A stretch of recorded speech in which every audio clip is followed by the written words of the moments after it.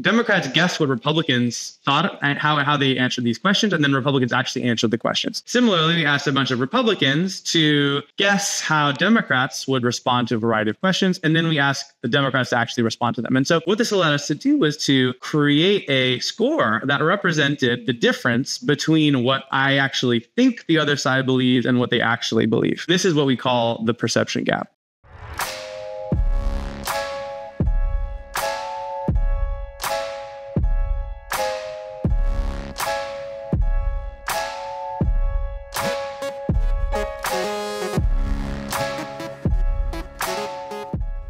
Dr. Daniel Yudkin, welcome. And it's a real honor and pleasure to have you here with me today. Thank you. Thank you so much for having me. Awesome. So maybe we can start by you telling us a little bit about yourself. When I signed up to your Substack, I saw that you recently decided to step away from academia. You wrote about how the modern university system has become almost Ponzi-like in its effects. They bring in tons of graduate students, have them do a bunch of teaching and research super cheap. They keep delaying their access to fewer and fewer jobs. Tuitions have gone up, but class size really hasn't.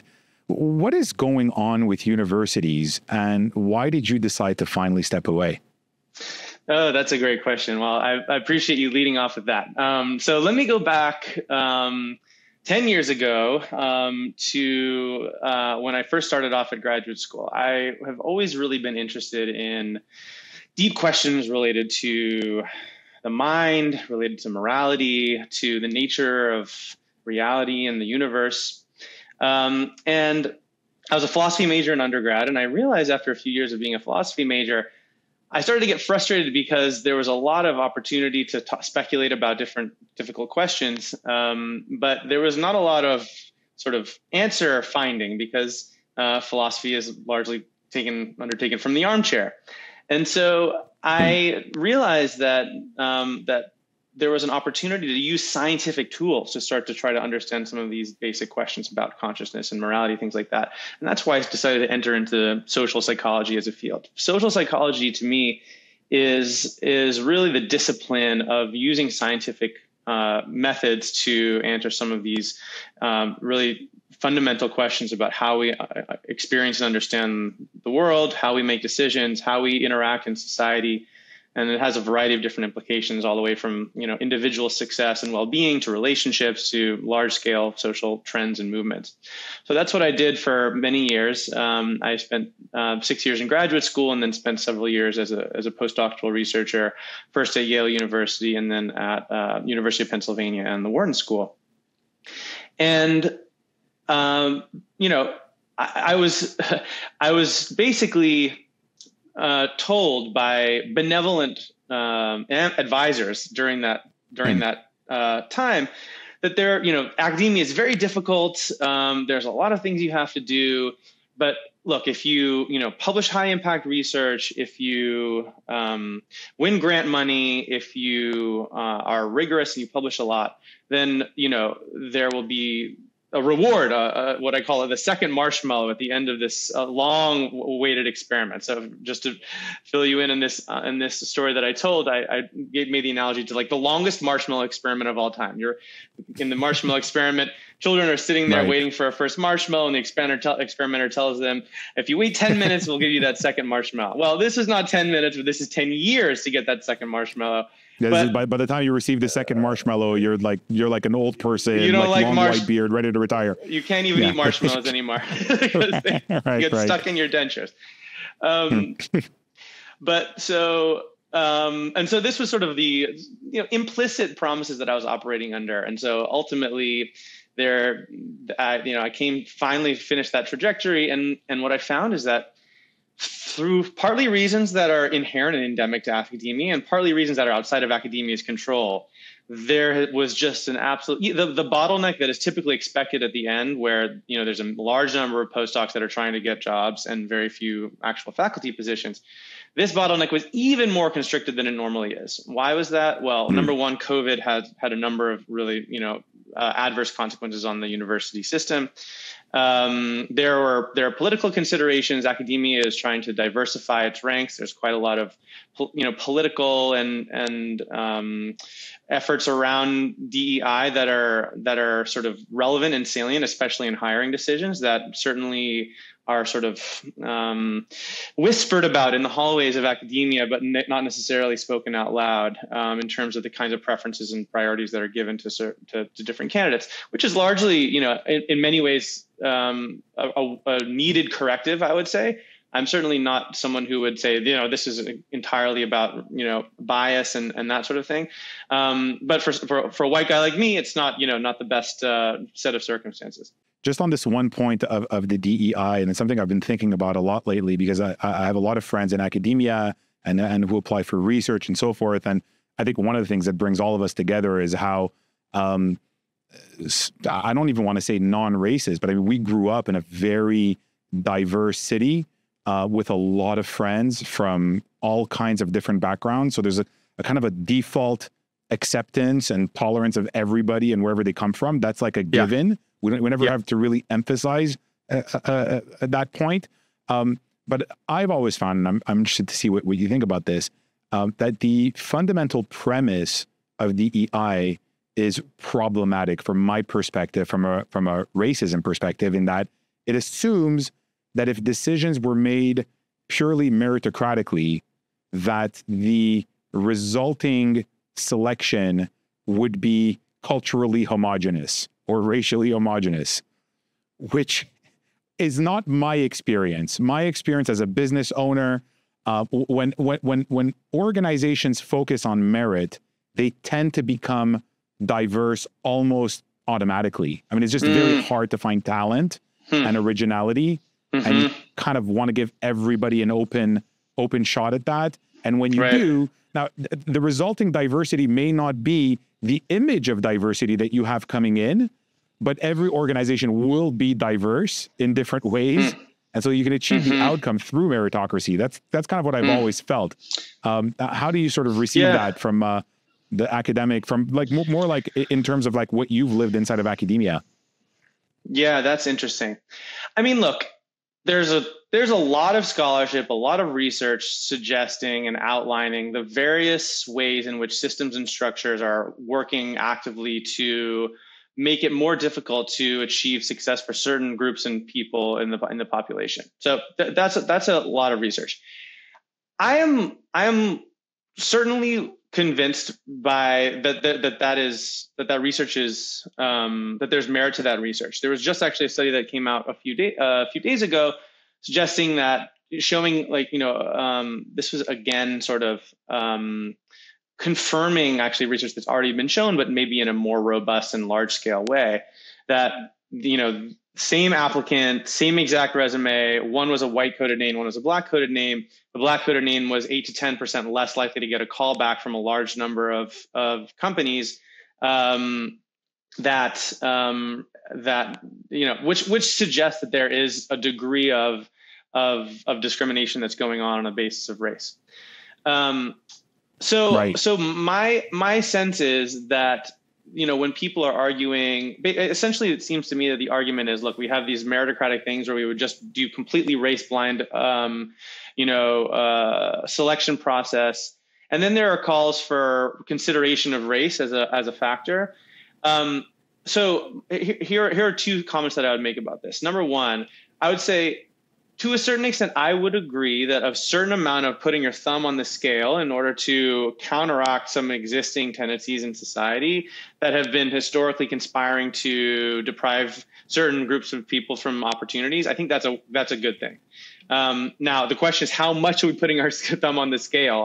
That's right. Are we excluding? Are we now? And I got the sense when I was going through the academic process that they were playing a little bit of catch up, because essentially, there was after the George Floyd, there was a bit of an awakening in academia, and they were saying, "Oh shoot, look, we don't have any people of color in our departments. We got to just totally correct in the other direction." And so what I experienced was what I perceived to be maybe a little bit of an overcorrection, putting that thumb a little bit too hard on the scale, where suddenly it wasn't even about perform. It was very much less about performance and much more about identity. So there was a need, essentially, almost in certain cases, a quota needed for these people, that there needed to be an effort to promote diversity, to the exclusion of someone who identifies as a member of a majority group.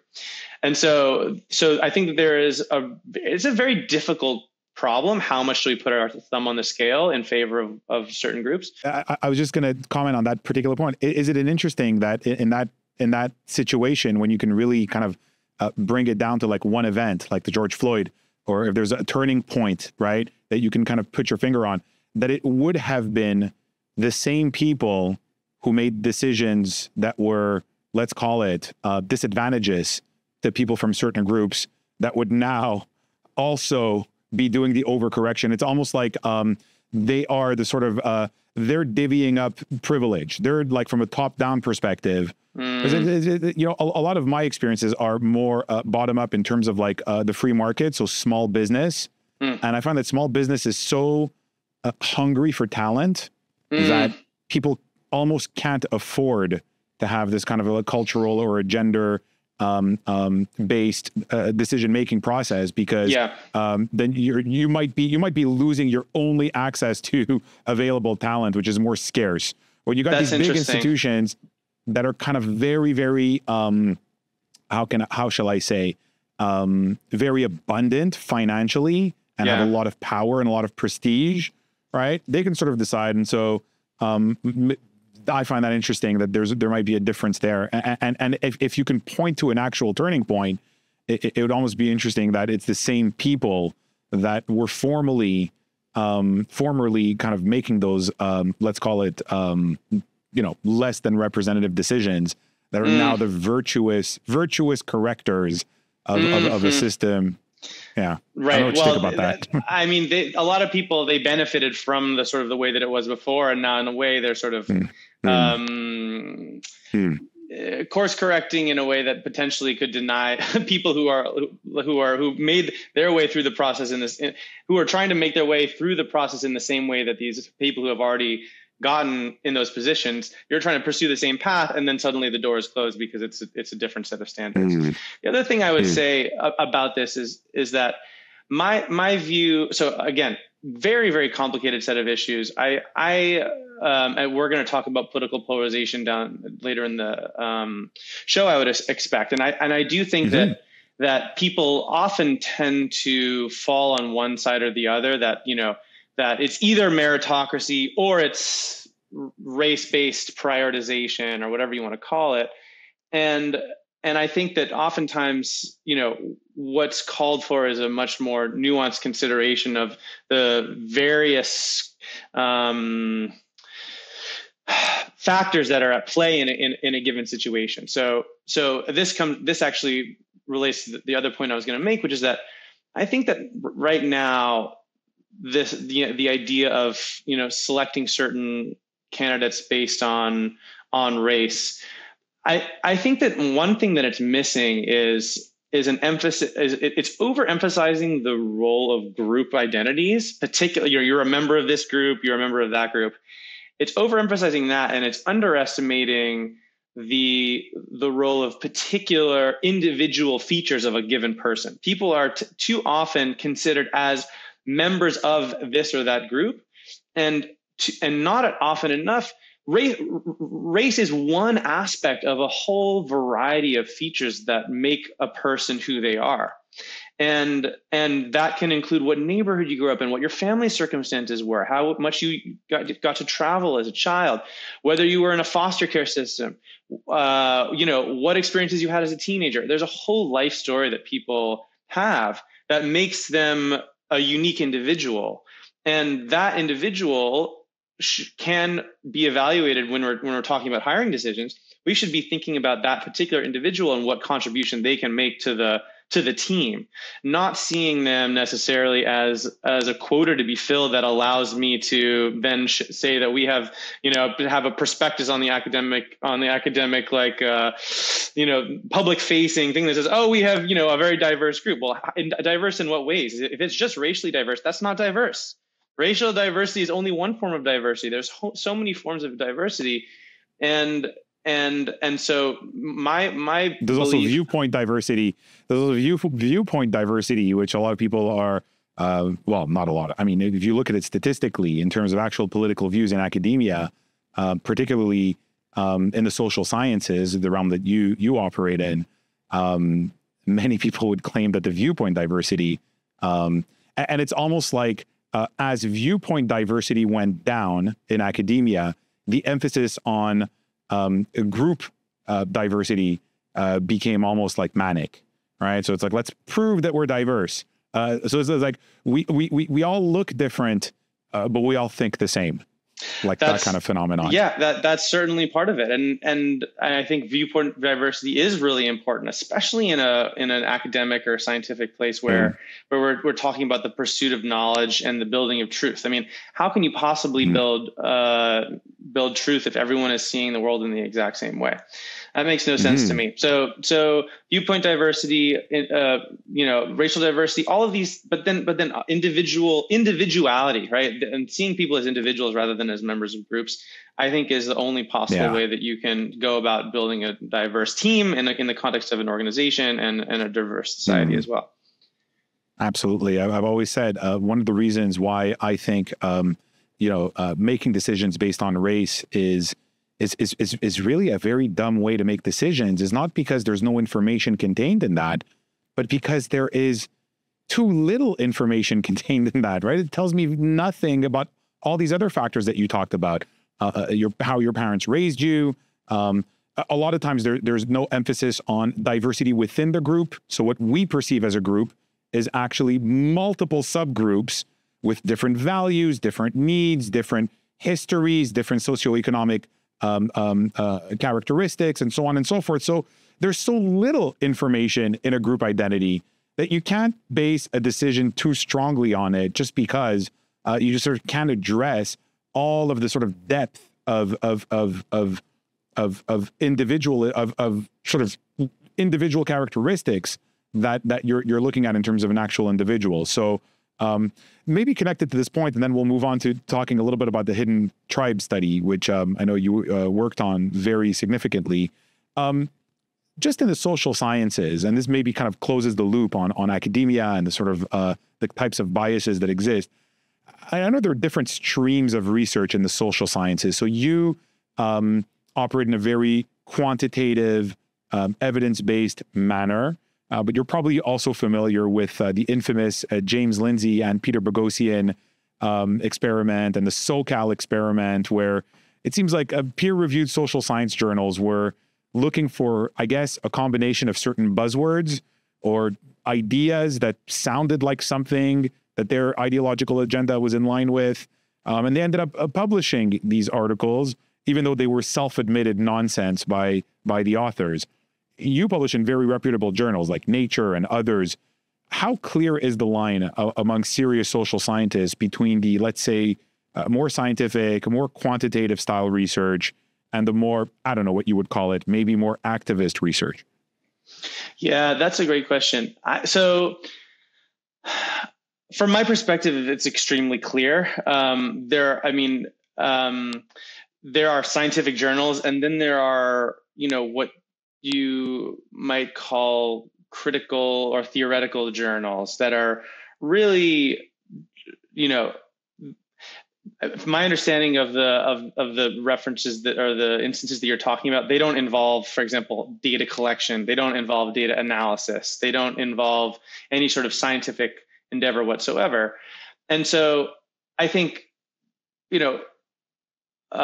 scientists would probably venture to say that one of the reasons in which these types of things are able to flourish outside of science is because of the sort of lack of potential rigor. And that's, I think, from a scientific perspective, one of the reasons why we prioritize these methods, because it acts as a bulwark against the type of kind of linguistic obfuscation that might happen in these journals that could then lead for total BS to get published in a journal. So the line is very clear from a scientific perspective. I can't comment on, within My understanding is that, again, these were in the sort of like the critical theory world. I actually don't know in the world of philosophy and critical theory whether there are journals that would be considered.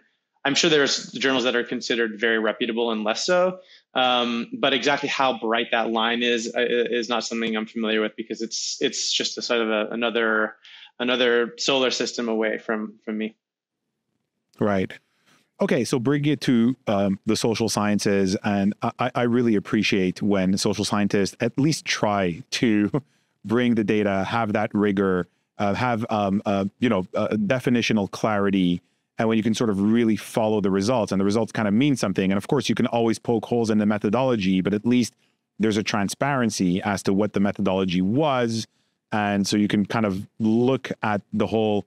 You look at a study as a whole and be a little bit more intellectually engaged with it. And that was definitely the case with the Hidden Tribe study that you worked with More in Common. Absolutely fantastic study that I always talk about and think about in the context of the culture war and political polarization. So just very quickly, for people who don't know, so there's kind of the extremes, right? Which the study calls the wings, right? You've got around 8% on the left that are considered a wing, about 25% on the right.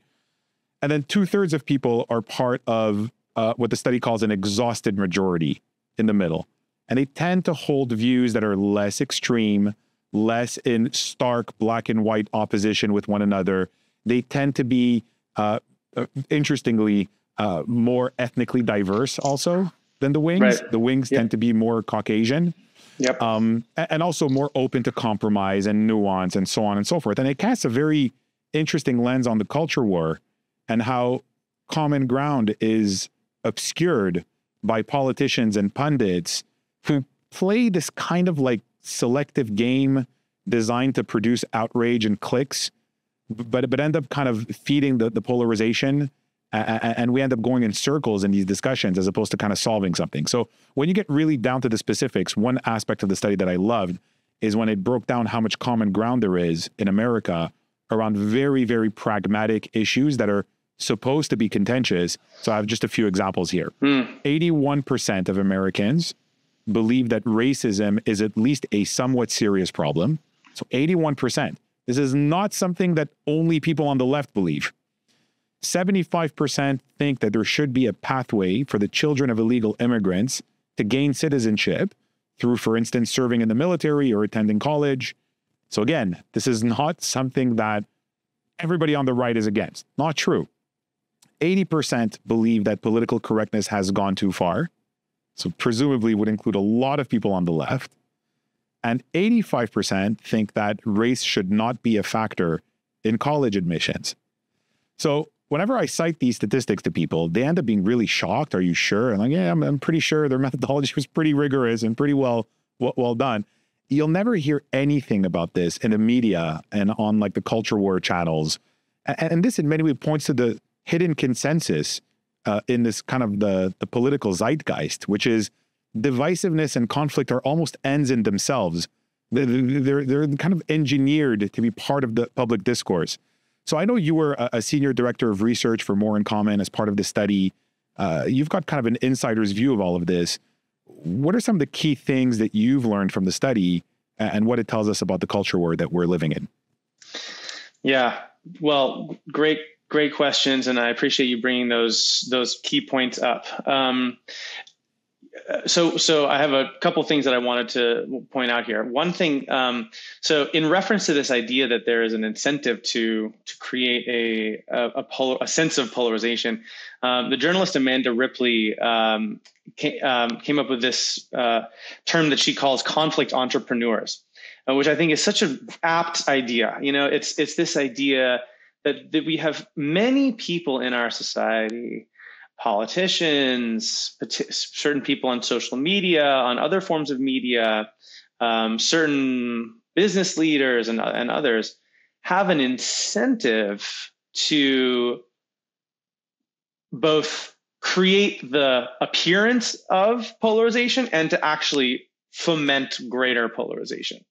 This can be because, you know, when you rile people up, when you get them angry, when you get them outraged, when you get them feeling as though there's this other enemy within the country that's trying to take down or is representing a threat to your way of life, and you get people to really engage. You get more clicks, you get more attention, you get people sharing. We've found there's tons of studies on social media that shows that negative tweets that foster a sense of outrage and in particular moral, what my colleague Billy Brady calls moral emotional words, things that have an emotional component to them and a moral component to them.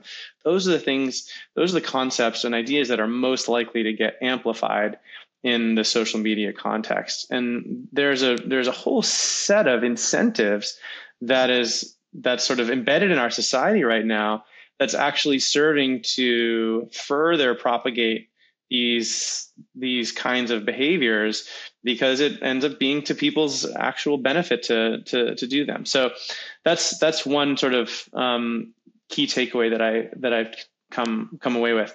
And then there's the brighter side of the story. The brighter side of the story is that we do have this exhausted majority. We do have a group of people that represents 2/3 of the American population that's really just exhausted with the constant fighting, the constant lack of ability to make progress on shared concerns and challenges. And in addition, these people tend to be less active on political and social channels. They're less likely to share political content on social media.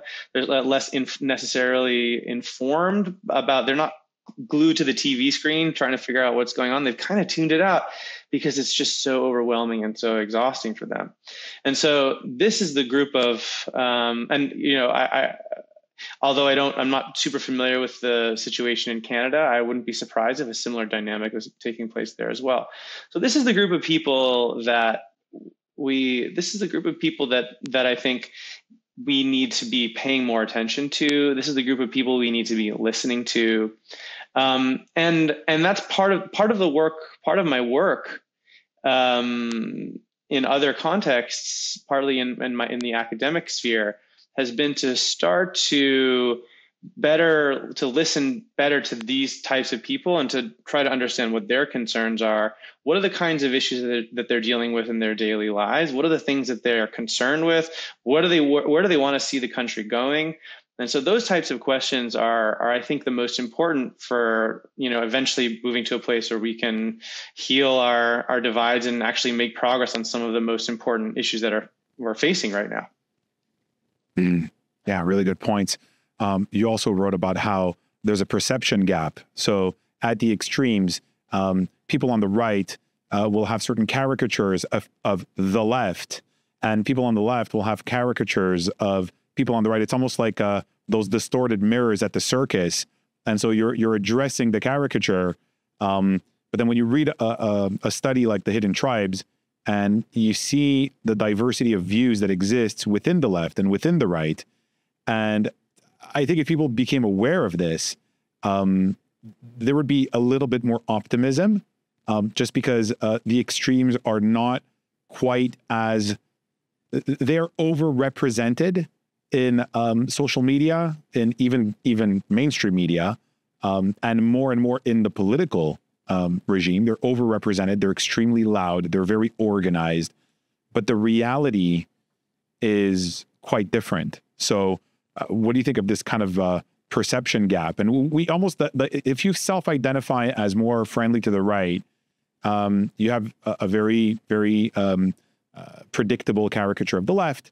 And if you're on the left, you have this very predictable caricature on the right. And so more and more discourse is aimed at these caricatures as opposed to the actual population and what most people actually believe. Yeah, it is exactly right. So just to kind of fill in some of the details there. So after we conducted Hidden Tribes, so one of the things I actually wanted to point out circle back and just point out about Hidden Tribes, one of the key characteristics of the Hidden Tribes that I think makes it different from other studies that have been done on the political landscape is we were really focusing on what we call core beliefs. So these are the underlying psychological worldviews that sort of define people's core values. So these are things like their views about agency and personal responsibility, their views about their moral values, how much they value things like loyalty and fairness, how much they how their sense of threat, their parenting style, and their group identities. So these are the kinds of core beliefs that we use when we created this, what we call the segmentation process, which essentially is aimed at taking what is perceived to be a very binary system. You have red, you have blue, you have liberals versus Democrats, right? And what we're doing is we actually, through this segmentation process, we're identifying groups of people who are similar in their core beliefs. And then those are what we call the hidden tribes. And they're hidden, of course, because it's not necessarily that demographic factors like age or race or even geography are the things that are separating and defining these groups. It's actually their underlying approach and understanding of the world around them that are defined by these core beliefs. So that is sort of like part of the process that we undertook there, and it identified these 7 different tribes, ranging from progressive activists on the left all the way to devoted conservatives on the right, and then a variety of different groups in the middle.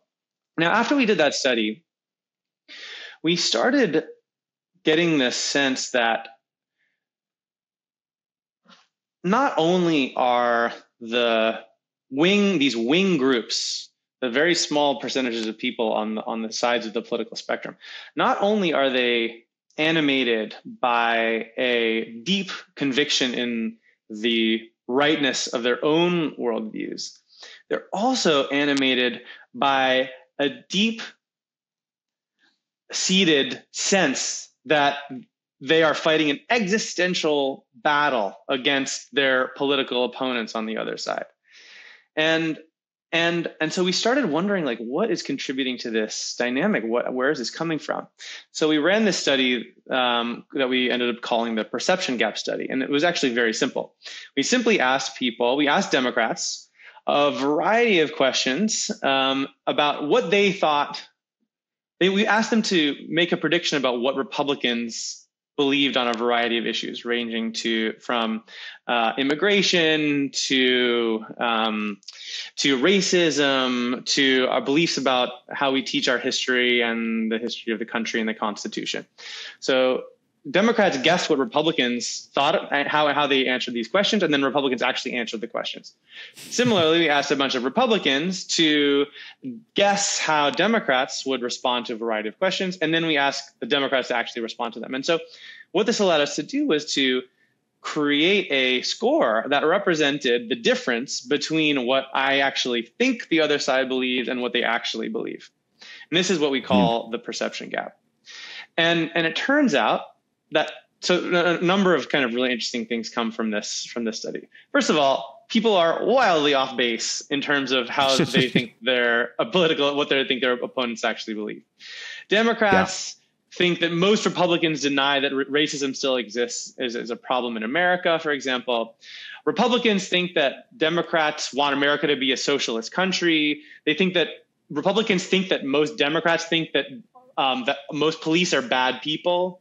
They think that that Democrats want to deny the teaching of history, and that they think that the founding fathers are all bad people. These kinds of things. And so, first of all, we just find that there's just wild inaccuracies from both parties about what the other side actually believes. Not only that, but we find that a number of counterintuitive findings with regards to what leads people to be, or what is associated with greater inaccuracy or accuracy in these kinds of contexts. So, for example, the more you watch the news, the more inaccurate you are about what your political opponents believe. The more educated you are. Predictable, but wow. Predictable, but wow. Predictable, but wow, right? Yeah, that was the same reaction we had. We were like, yeah, okay, but also damn. The more educated, so this is an interesting one. Going back to this question about universities, we find that the higher degrees of education lead to more inaccuracy, but only for Democrats. So Republicans, of course, there's no relationship between education and inaccuracy. highly educated Republicans are just as inaccurate as Democrats. But Democrats, the more years of education and the more time they've had in the American universities, the more inaccurate they are about their political opponents. We speculate this is because universities are, of course, notoriously left-leaning, and so you're actually spending less and less time with people that you disagree with. And we actually find that this is the case, that people's friend groups, for example, as they spend more and more time in universities, people on the left, their friend groups become less and less politically diverse, more and more homogenous from a viewpoint perspective. That's very interesting, Daniel, on this particular point. So I have a lot of friends in academia, a lot of friends like senior academics. And, we all started off like more or less similar in terms of political views. But as they've kind of crafted a career in academia, I've noticed the kind of thought police that they're, and I think they're aware of it too. Like when they talk to me, there's the kind of like the little confessions. It's almost like confession time. They can tell me because I'm a business owner, so it doesn't really matter, right? What I think. Yeah. But definitely their views have become more rigid and more. And I'm not surprised that doesn't apply to right-wing students, because I think pretty early on in their college career, they just get used to tuning out their professors, and they're like, yeah, whatever. Like, there's like, I'm just going to believe what I believe.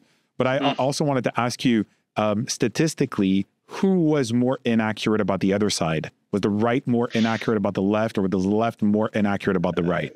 Right. That's a great question. So I'm going to give you an unsatisfying answer to that. And that is that we actually don't know. And the reason is that that the questions that we asked each side were different. So we asked Republicans a certain set of questions about what they thought Democrats believed, and we asked Democrats a different set of questions about what Republicans believed. And the reason we chose different questions is that we wanted to tap into the sort of the most salient types of issues that each side was sort of dealing with at the time.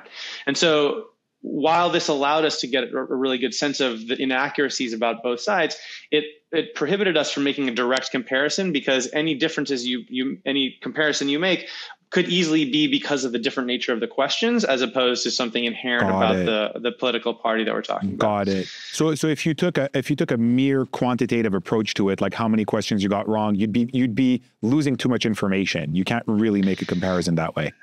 Right. And it wasn't about right or wrong, because it was a 100-point scale. So we said sort of, what percent of Democrats do you think believe that America should be a socialist country? And so Republicans slide the scale and they say 90% of Americans think that.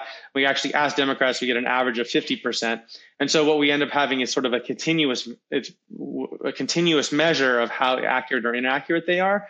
And so, but this measure is not comparable from the other side, because we didn't ask the same question. Got it.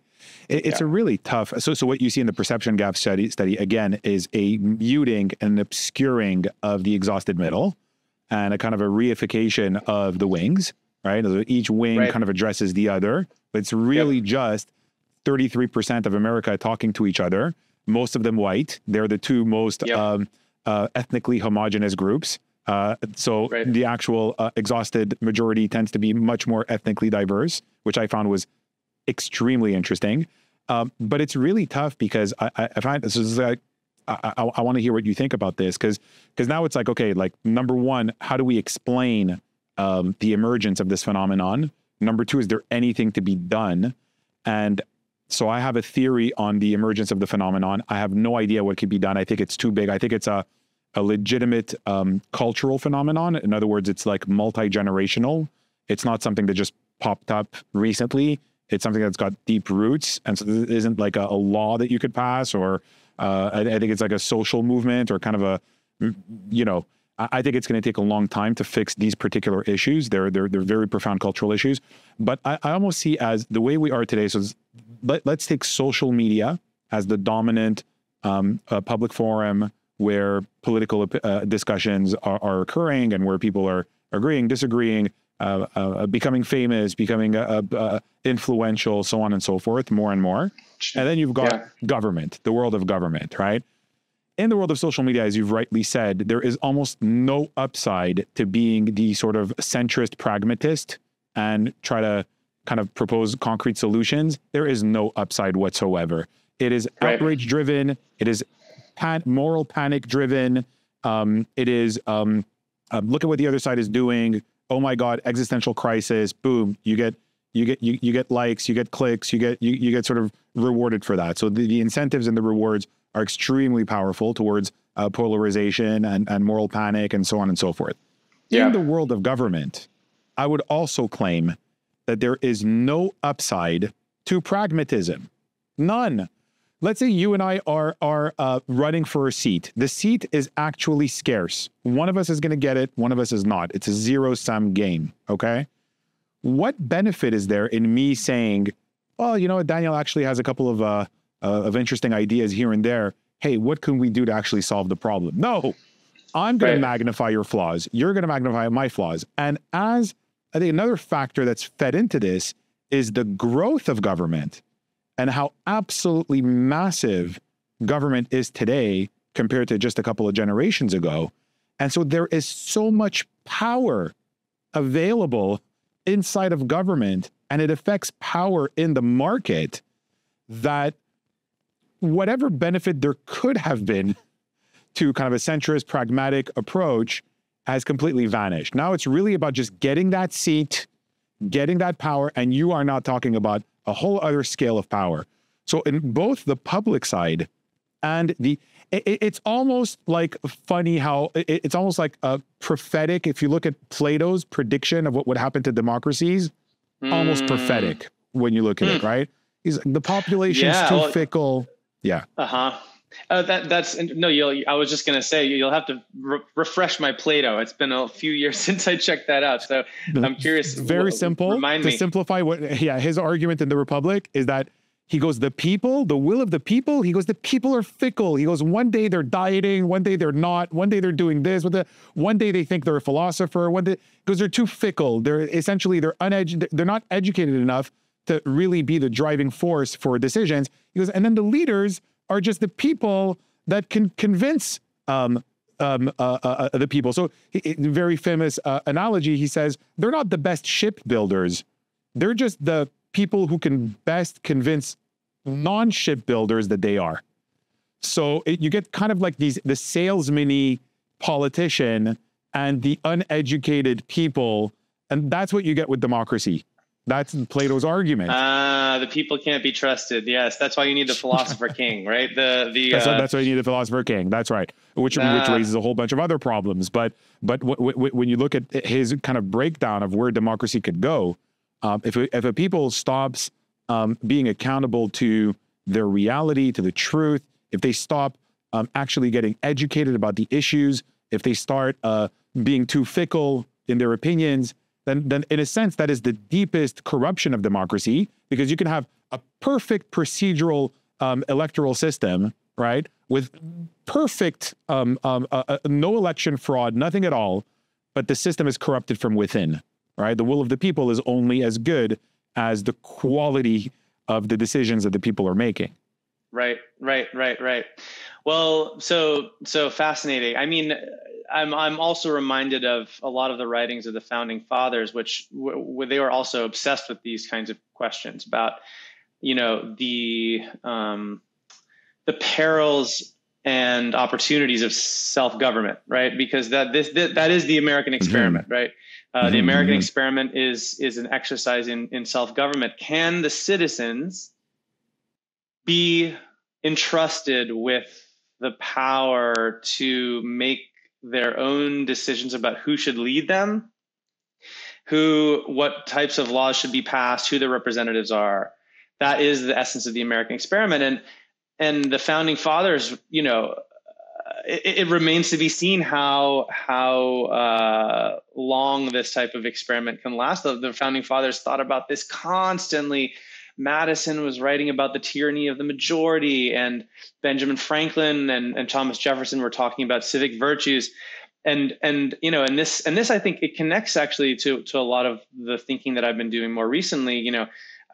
you began your comment by kind of thinking about solutions. What do we do? Where do we go from here? Given the state of affairs that we're in, we appear to be at this seemingly impossible situation where both in the public sphere on social media and in the political sphere, we have a set of incentives that is exacerbating polarization and sort of just kind of collapsing in on itself and getting the knots just getting tighter and tighter and tighter. How do we untangle that knot? And I'd love to hear. It sounded like you were about to propose some ideas that you had as a solution. Yeah, no, I mean, personally, I find the kind of research that you're doing, that More in Common is doing, so really a data-driven, evidence-based social science, I think, is one of the vectors of improvement and change. Because if people can just develop a more realistic theory of who the people are, right, you'll get away with a lot of this these caricatures, this turning the other side into vilifying the other side. We could more accurately define and see sort of very extreme activist groups on both the right and the left. And in my sense, they are the ones who should be muted, not the pragmatic majority, right? Right. And so it's not the will of the people now. It's that the entire public space is being dominated by extreme groups, and that's what polarization is bringing. So it's a true problem that, like, again, the solution is not democracy. The solution for me is, I mean, broadly speaking, like better forms of education. So less ideological, more data-driven, more rational, more pragmatic, more positive in the sense that we're more focused on actual concrete solutions to concrete problems than we are fitting within a pre-existing ideological framework. So that's why I'm so passionate about this study, about the work that More in Common do, about some of your work. I'm going to talk about some of your studies as well. And that's why I wanted to really identify this branch of social science more particularly, and really bring it into sharp distinction with the more ideological word salad version of social sciences, because I do feel that this can be spreading this work and people becoming more aware of this work could be part of the solution, at least. That's the hope. Yeah, absolutely. I think social science has many tools at its disposal to sort of start to make progress on this. I think the first thing is just a commitment to truth and objectivity, which is already, more than you can say for a lot of people. And a lot of groups out there where truth is sort of secondary. Science is truly committed to the pursuit of knowledge and that sort of pursuit of truth. We have to maintain we have to put that on a pedestal. We have to put truth on a pedestal, and science, I think, really is an important effort to do that. Another thing I think that you touched on, but I'll kind of expand on, is what social science can do, and what I think that we need to do is to continue better understanding the core values and the priorities of the people in this exhausted majority that we have identified. Because the people on the wings are taking up so much space, they're taking up so much of the oxygen in the room, it is an opportunity for social scientists to sort of raise up these middle voices and to say, look, actually, you guys don't represent the views of the people in a way. You're drowning out the voices of this reasonable middle.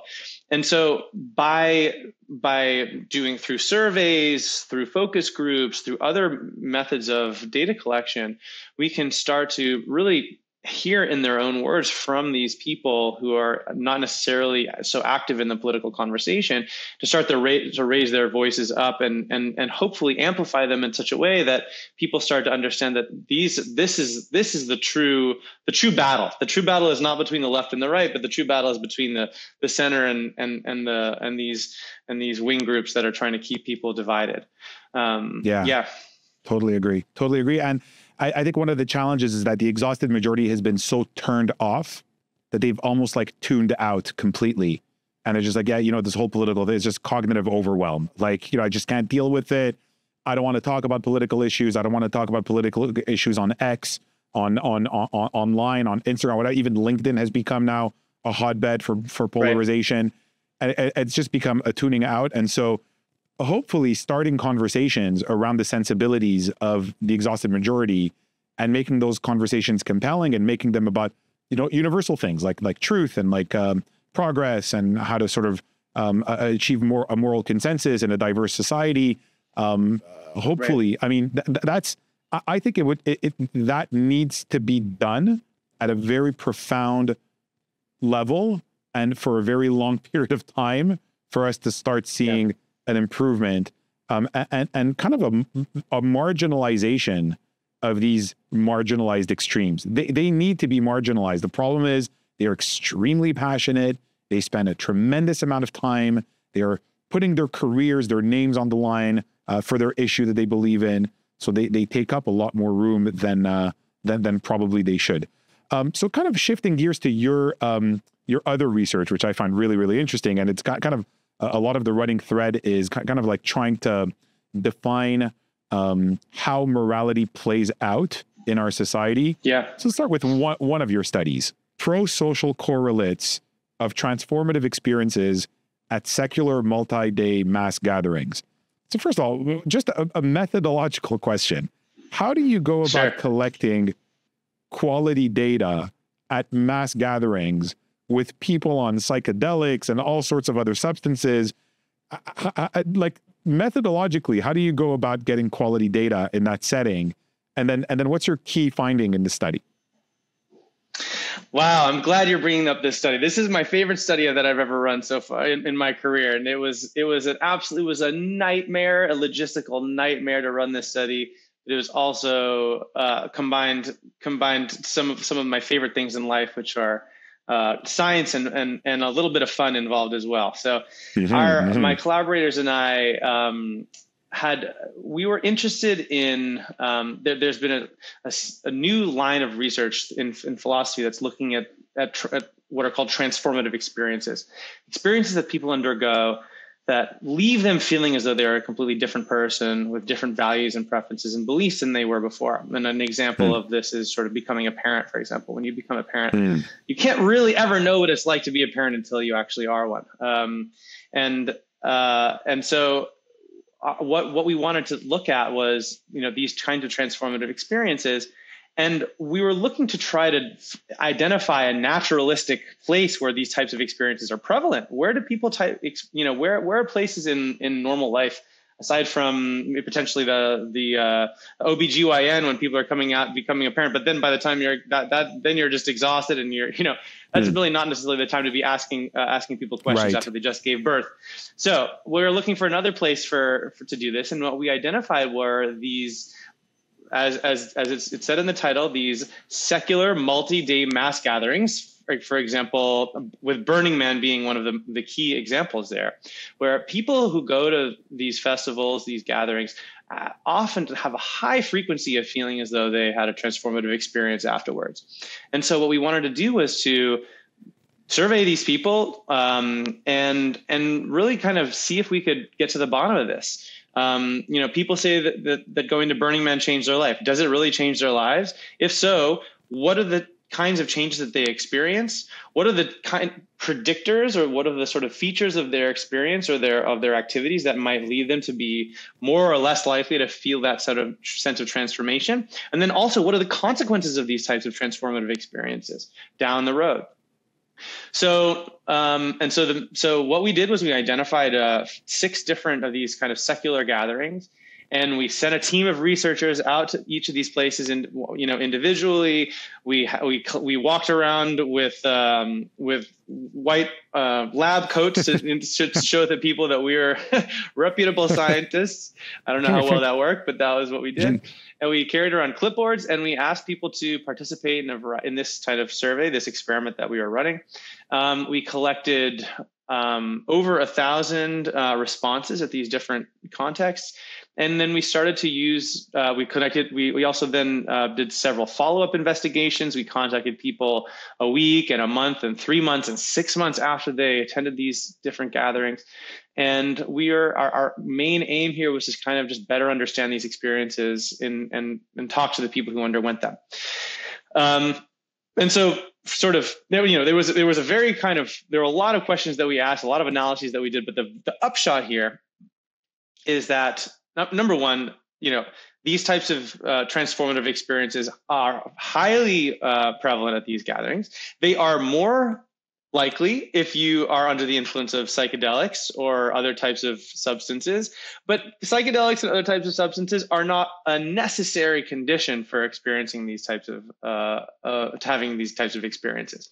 People who go there completely sober are also very, very likely in certain contexts to experience these types of events, and they're more likely to do so in contexts where. So one of the interesting features of Burning Man is that it is involved. It embodies what is known as a gift economy. So at Burning Man, I don't know how familiar, Fred, you are with Burning Man, or your listeners are, but just to fill them in, a gift economy is a place where so at Burning Man, people are there for 4, 5, 6, or 7 days. And it takes place in the Black Rock Desert in central Nevada. It's a very barren area. People come and they set up almost like a temporary city that's called Black Rock City. And they, for these 7 days, there's no money exchanged whatsoever. Instead, what people do is they give each other gifts. So it's a gift economy. In other words, everybody comes to this event with something to offer the community, whether it is an experience or a snack or a foot massage or anything like that. And so it's a fascinating place because it embodies such a different way of interacting and being in relationship to one another than what we typically experience in sort of default Western culture. And so we find that in contexts like this, there's a high prevalence of people feeling as though a sense of transformation. Not only that, but we actually find that they become more generous. We ran what's known as we ran a kind of an economic game where people have an opportunity to give a certain limited number of resources to a complete stranger. We find that people are more generous the longer that they've been at this festival, and that generosity is caused in part by a greater sense of connection to people who are more and more distant from them, what we call an expansion of the moral circle. In other words, this idea that we have a moral circle of people who we think are relevant and worthy of our moral concern.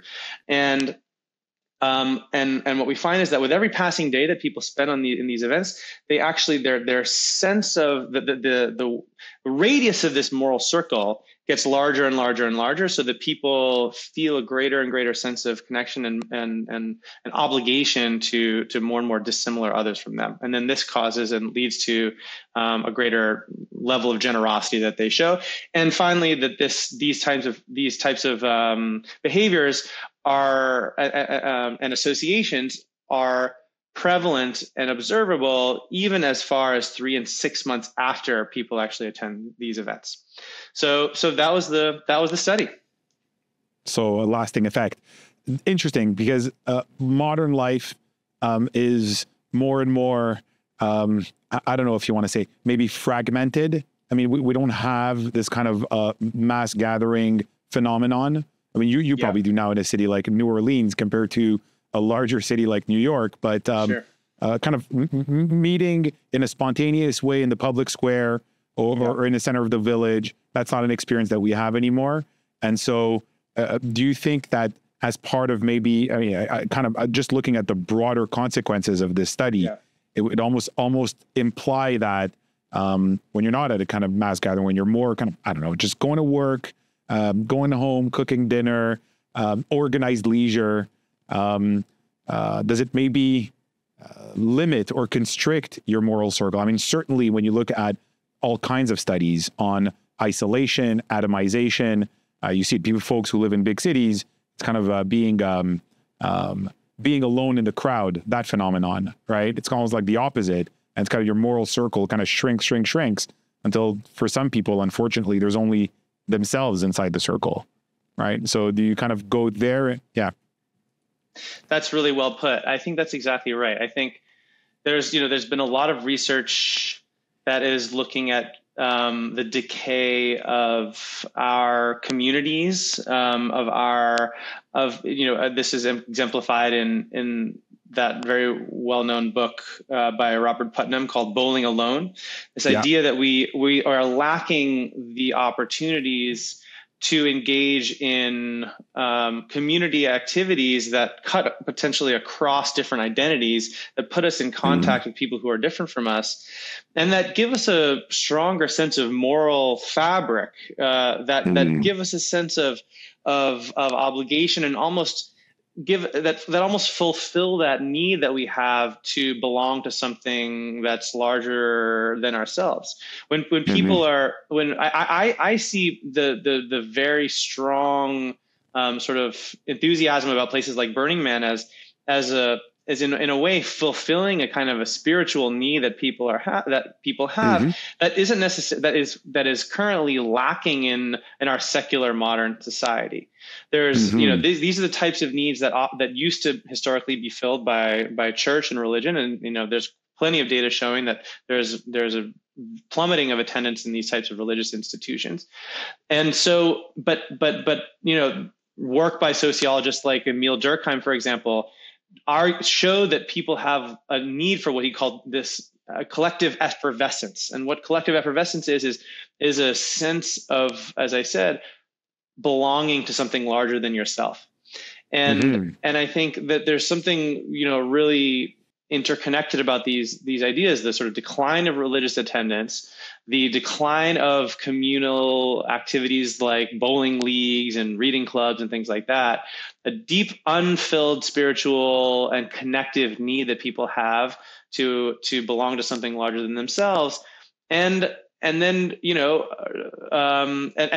these all together, seems to me that it makes more sense we can better understand, sort of going back to this idea of polarization, what might be going on, because there's not that sort of third layer that binds people together. It's just the individual and it's the government. And sort of, I'm saying, I'm looking at the government and saying things are unfair. All right, the government should fix things, or that's where I'm going to put my energy and attention. That's what I'm looking at. That's the only other thing that I can focus on, because there's nothing else. And it's available. It's online. It's on social media. I can take my phone. I'm now part of this group fighting a heroic struggle against a group that really wants to destroy Western civilization. So it gives you a sense of meaning. It gives you a sense of coherence. It gives you a sense of tribe. And in a sense, it's a reflection of the emptiness that we get at this kind of communal level in a society where we are bowling alone, in that phrase that kind of says it all, right? And that was I'm very happy that you connected the dots there, because that was going to be my next question: how this kind of, what this says about polarization, and how it maybe steps in to fill that gap, but it's kind of ill-suited to fill that gap because it doesn't give all the things that a human community will give to one another. That's right. And we have this sense that we want to put our energy towards something. We want to make things better. Everybody wants to do something to make the world a better place. I believe that about human beings. And so, but if there's no sort of this local fabric, if that doesn't exist, then all of my energy and attention is going to be devoted towards these large scale these, towards the national government, and how it's unfair or fair or all these things, and it creates this polarization, when instead what we ought to be doing and is sort of putting our attention to more local community level issues, which could then both improve our own lives by improving our neighborhoods, and also put us into contact with people that we wouldn't otherwise, with our neighbors who we might be ignoring. I spent 10 years in New York. I didn't ever, never once spoke to the person who lived right in the door, in the house next door. Why is that? Well, I don't know, but here in New Orleans, I'm already best friends with 5 of my neighbors. So what's the difference there? And how are these cultural factors kind of making people feel together or alone in different situations? Yeah, that's a great access point, because sometimes we can start very close to home in your actual neighborhood with your actual neighbors. And we want to solve these distant issues and these big, complex social dynamics. But it's like, hey, do you know your neighbors? How's your family doing? Right. A lot of times it's at the close level that we see that there's that emptiness, and I think you see it in so many different contexts. Some of your other studies also seem, and I'm going to maybe take like 3 or 4 of them, lump them together. Maybe you can comment them. The theme seems to be that we exhibit different moral behavior under different conditions. So sometimes it's about how close we are to people, or like literally how physically present they are to us or not. So that would change our moral behavior, or even something like cognitive load, how much cognitive load we're under. So just very quickly, I'm going to rattle off like maybe 3 or 4 of them, and then maybe you could comment on that. So you've done your research. I am impressed. Done the research. One of them is binding moral values gain importance in the presence of close others. Okay. And what you write here is, because binding values help regulate communal behavior, people may afford these values more importance when in the presence of close others. That's really interesting. Another one of your studies is reflexive intergroup bias in third-party punishment, where you write, people demonstrate intergroup bias, but only under cognitive load. I was very interested in that, because I think cognitive overload is the background to absolutely everything in modern life. We're all just bombarded with an amount of information that we're not designed for. So does that kind of, stimulate our survival brain, change the way we think morally?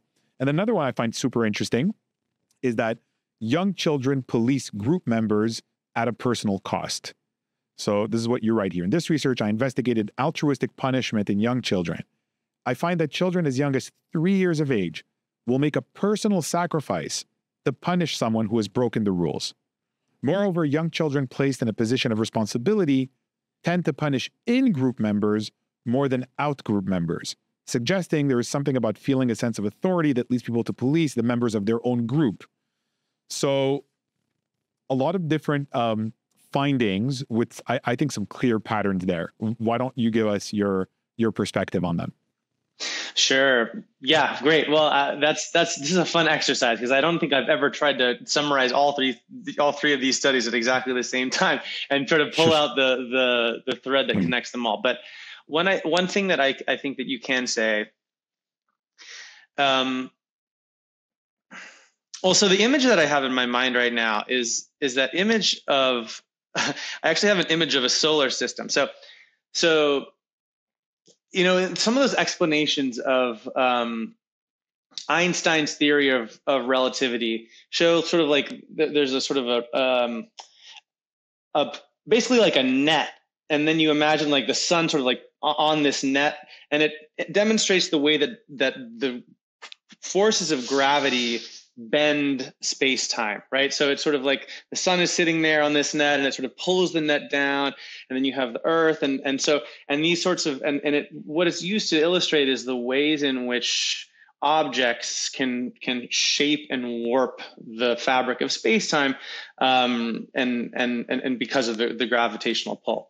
And I think that the best way to summarize all of these studies is to think about our own ways of thinking about morality, which we think of as usually very objective and rule-based and based on principles, is also in the same way stretched and bent and pulled out of shape by the various relationships that we have with the people around us. And so when I share group membership with somebody, then what our data shows is that I'm more likely to forgive them for various transgressions relative to someone that I don't share that group membership with. And that's particularly exacerbated when I'm under cognitive load, when I'm acting quickly. The first study that you mentioned, we actually find that when people, the merely being in the presence of someone that I feel close to is enough to change my moral priorities. We actually ask people, how important is it to you to be loyal right now in this moment? And I just need to be sitting in the same room as someone that I like and I feel close to amplify the importance of the value of loyalty. And so that shows again how these seemingly immutable principles like the importance of loyalty can be bent and flexible and can be made flexible by the mere presence of the people around me, the relationships that I have with others. And so I think that the overall takeaway here is just to show how morality, which is typically considered to be this sort of very Newtonian idea of a very sort of, you have these laws, you have these principles, and this is how it is. It's actually, we should think of morality and the way that we think about and we apply moral rules and principles more like in the Einsteinian way, which is very flexible and very relative in the social kind of fabric that we're involved in. So I don't know if that analogy was clarifying or not, but that was yeah, definitely. So two things that would affect the morality. Number one is the cognitive load. So I guess how much information you're processing, and the other one is actual proximity. So closest is not and all.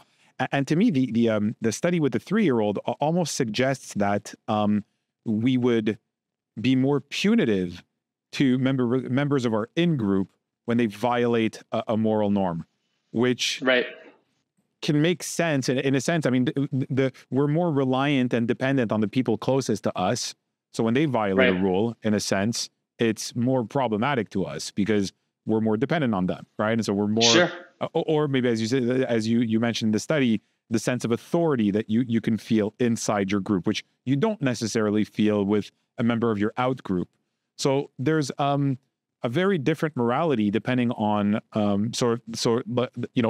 whether we are members of an actual group or not, or whether we perceive each other to be part of a common group or not.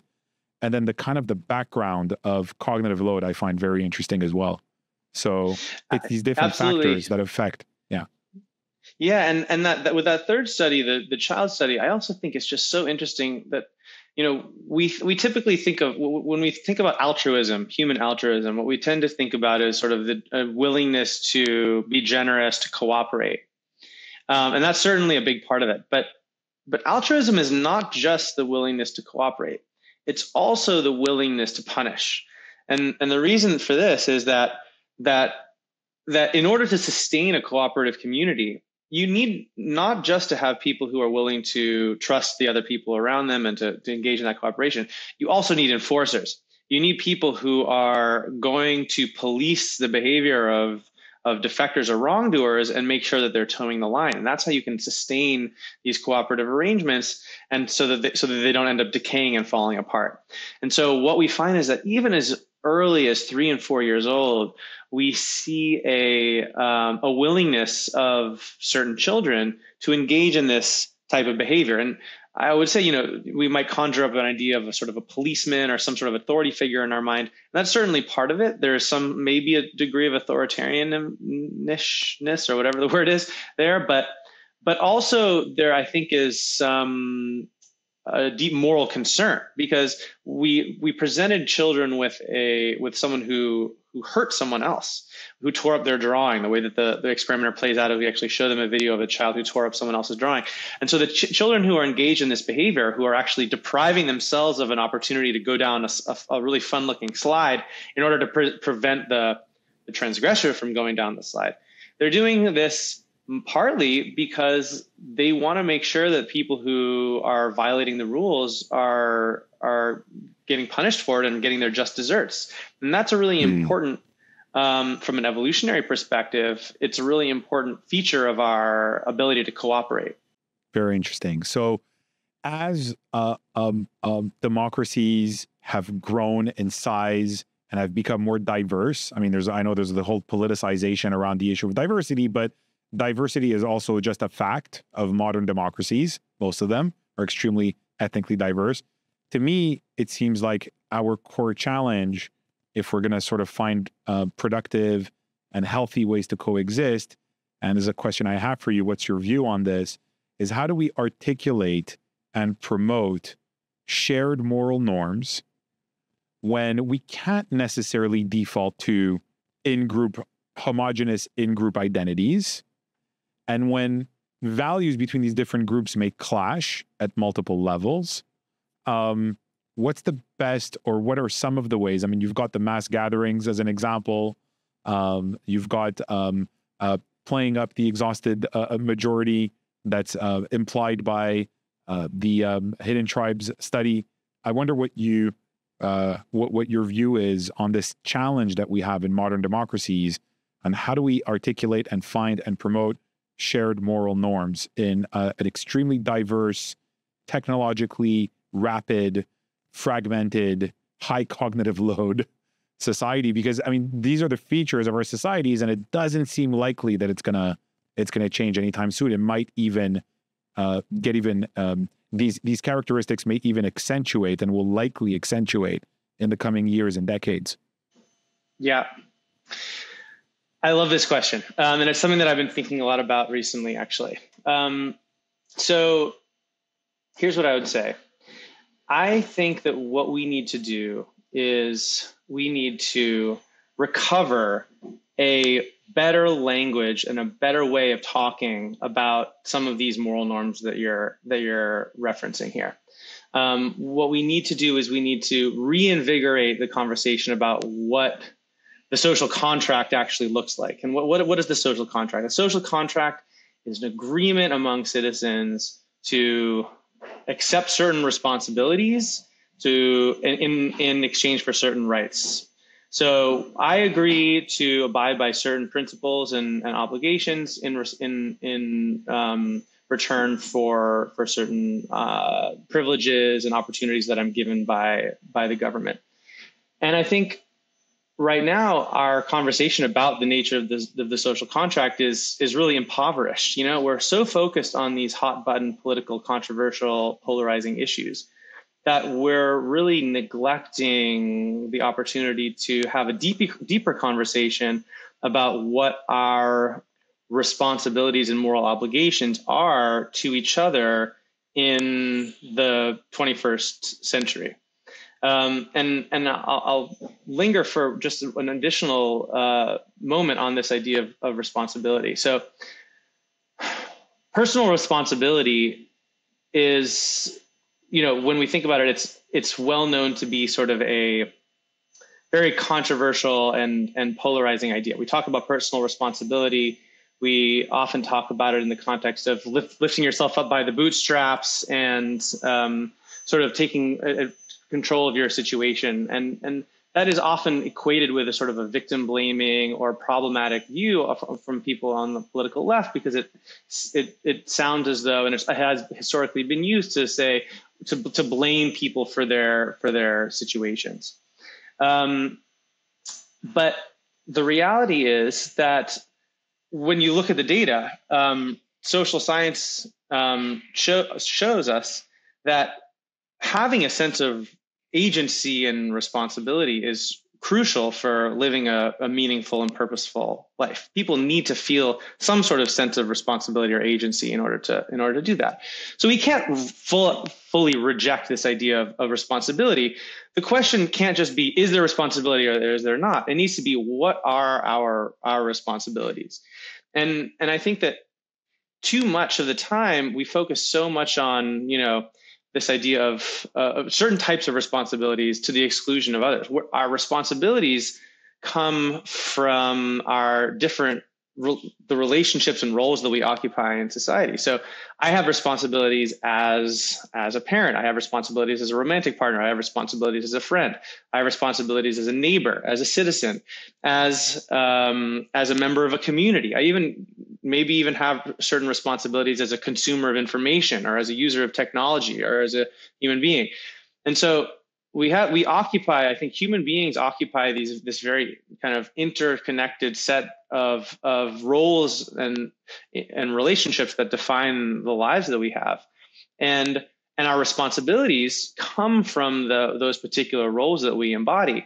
And so by acknowledging that fact, I think that what we have an opportunity to do is to invigorate and spark a healthier conversation about what our responsibilities actually are. And once we acknowledge the importance of responsibility in this much more sort of apolitical way, in a more sort of moral way, in the sense of a moral fabric, not even a political fabric, but like, how do we build a flourishing society and a flourishing community?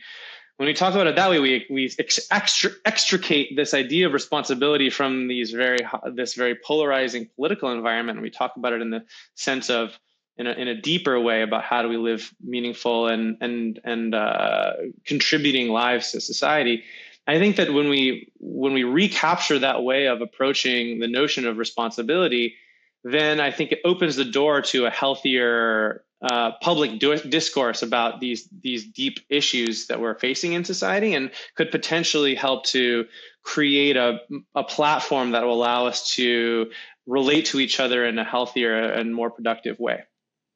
That's a really powerful message, because something that does bring together both extreme groups and the polarization discussion that we have today is this idea that there's something fundamentally wrong with society, or with a process inside of society, and now we need to come in and rectify it, or we need to come in and fix the injustice, or fix this, or start demanding things, demanding change, as opposed to the emphasis on what our responsibilities to our collectives should be.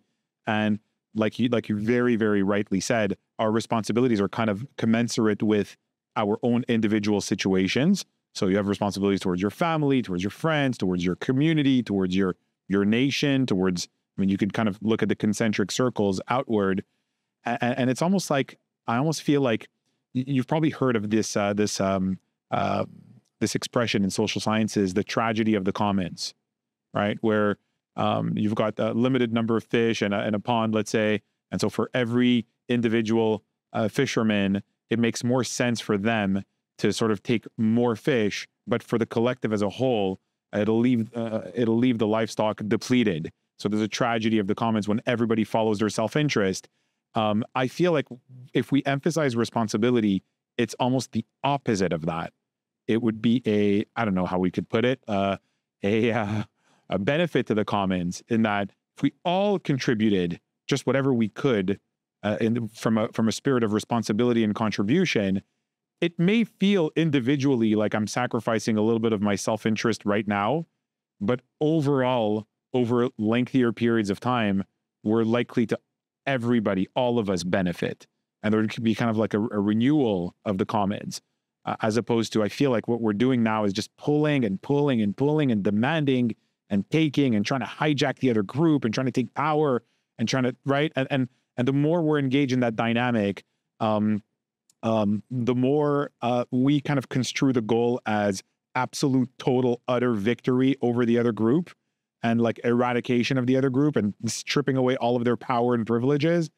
And it just doesn't, I think part of that game is going to be obviously there in a democratic society. In a free market society, you're going to have competition. But if we can sort of marry competition with a broader sense of responsibility, I think we'd have some reason to be more optimistic than a lot of us are today. Yeah, I love that. I love the renewal of the commons. I think that's great. Renewal of the commons. yeah, that was nicely put. And I couldn't agree more. Cool. So any interesting research that you're engaged in right now, being a self-employed scholar, being outside the whale in the analogy of George Orwell, what are you working on these days that you're excited about? Well, I would say that I will name two things. One is I am working with the organization More in Common. This organization, I am currently employed by More in Common as a senior advisor there. And we are working on a project related to some of the things that I just referenced, which is essentially developing a more nuanced language around conceptions of everyday responsibility. How do people think about responsibility in their own lives, and how can we, once we sort of going back to this idea of listening to the exhausted majority, let's listen to the exhausted majority, think about the way, hear from them about the way that they talk about these moral issues, and then can we then amplify that language to serve as a basis of a more shared and productive moral fabric that ties us all together. So that is a project that I'm really excited about. It's called the Beacon Project, and it's hopefully going to be launching in the second half of 2024 this year. So that's one project. And then I also have a paper coming out hopefully also this year that I've been working on for about the past 3 years, that's looking at everyday moral dilemmas. So there's a fascinating repository of moral dilemmas. Some of your listeners may have heard of it. It's on Reddit, and it's called excuse my language, I don't know if I assume that this is your podcast, so I can say what I want. Yes. It's called Am I the Asshole?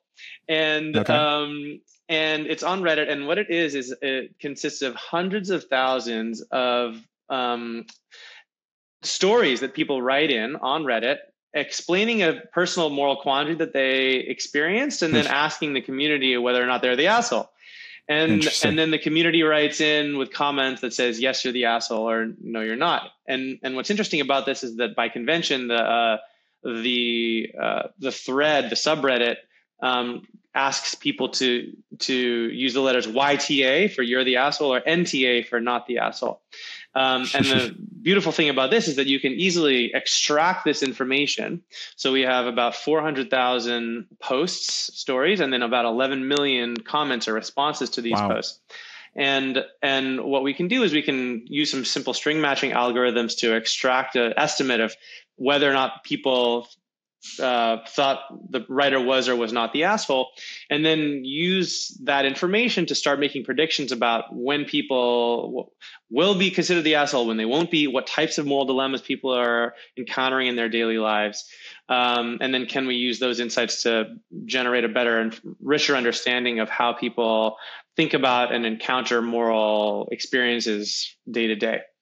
And so that was a cool, really fascinating project. It's the preprint for the paper is currently available. I'm happy to share it with you, and if you want to share it with your readers, that's totally fine. It will be published later, hopefully later this year. It's currently wending its way through the long and circuitous process of peer review, which always takes much longer than you want it to. So those are the two things I'm thinking about right now.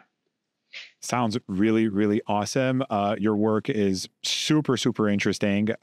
You're doing way more interesting work than a lot of academics I know. So I think the decision may have been very productive and very good for you. I wish you the best. Let's stay in touch. And I'd love to revisit these issues, at some point in the future as kind of things shake out and as we get more data and as we kind of see how, the cultural landscape takes shape, how the political landscape evolves. And do you know if More in Common is looking at a kind of an updated version of the Hidden Tribe study, or have they kind of moved on? Yeah, that is a topic of considerable conversation at More in Common right now, whether we're going to do a second Hidden Tribes or whether we're going to update it, how exactly we might do that. So I would expect that I wouldn't be surprised if later this year or in next year we have a sort of a newer version of that same kind of approach. Very cool. Daniel, thank you so much. It was fascinating. I really appreciate it. Likewise, I really enjoyed it, Fred. Thanks so much for having me. It was fun. Awesome.